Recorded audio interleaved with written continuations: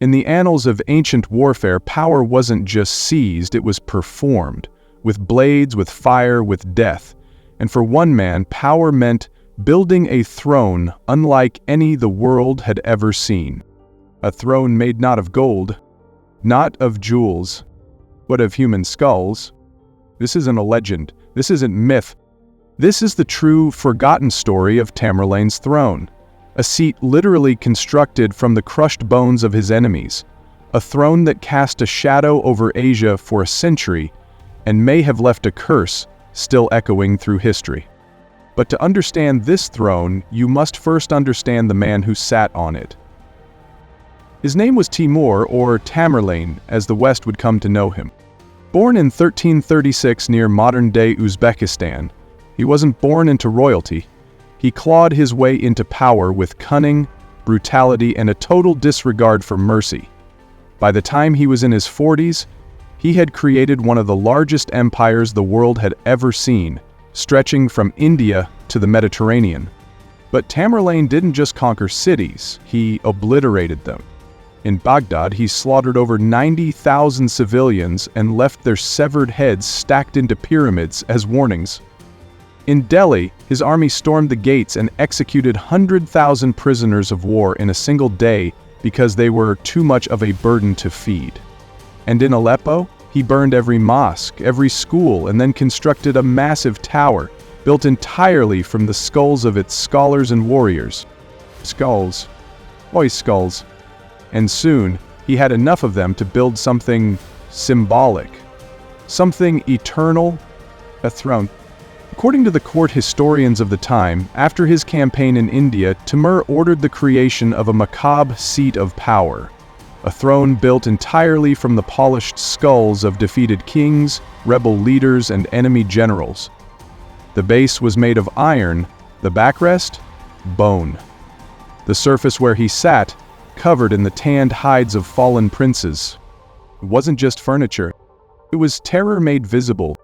Every diplomat who entered his presence, every soldier who swore allegiance, they saw it, they smelled it, they feared it. Because it was a clear message: disobey, and your skull will join them. And yet it worked. For decades, no one dared challenge Timur. His empire grew, his legend hardened into myth.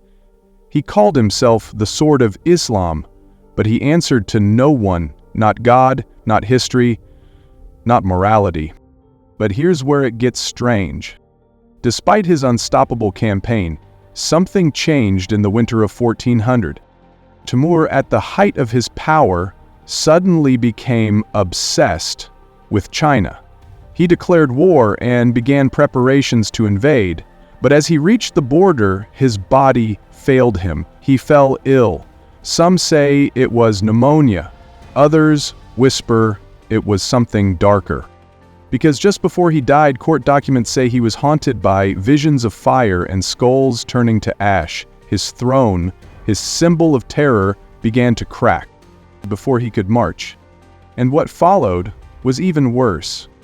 His death unleashed chaos. His sons turned on each other. His empire fractured, and the throne, it vanished. Some say it was destroyed in a fire. Others believe it was hidden in the mountains near Samarkand. A few claim it's buried beneath Timur's mausoleum, sealed by spells and steel. But it didn't stay buried. In 1941, a Soviet expedition under Joseph Stalin ordered Timur's tomb opened for anthropological study. Ignoring local warnings, including a chilling inscription on the grave that read, "Whoever disturbs my tomb will unleash an invader more terrible than I," they unearthed his remains. And within 24 hours, Hitler invaded the Soviet Union. A coincidence or a curse? The team quickly reburied Timur with full Islamic rituals, and shortly afterward, Germany's war machine began to slow. The curse, some say, had been put to rest. But the throne? Still missing. Many believe it was cursed from the start, not just with death, but with empire-ending power. Anyone who touches it, anyone who sits upon it, will enjoy unimaginable might, followed by total destruction. And here's the chilling part.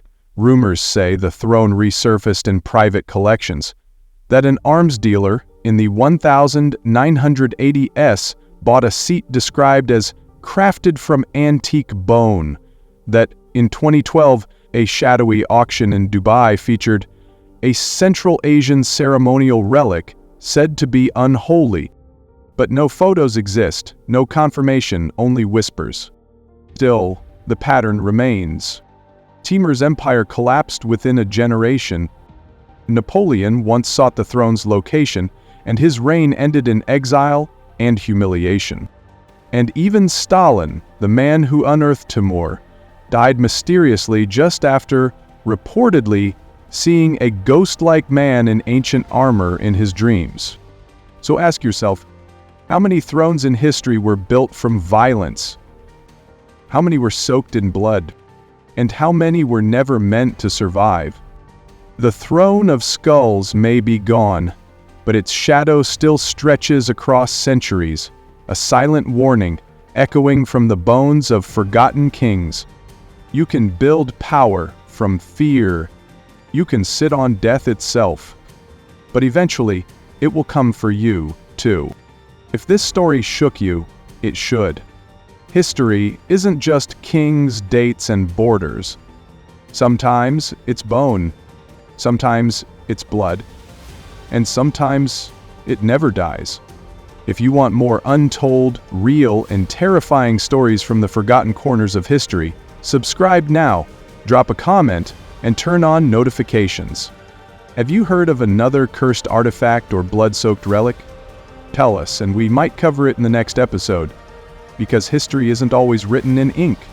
Sometimes it's carved in skulls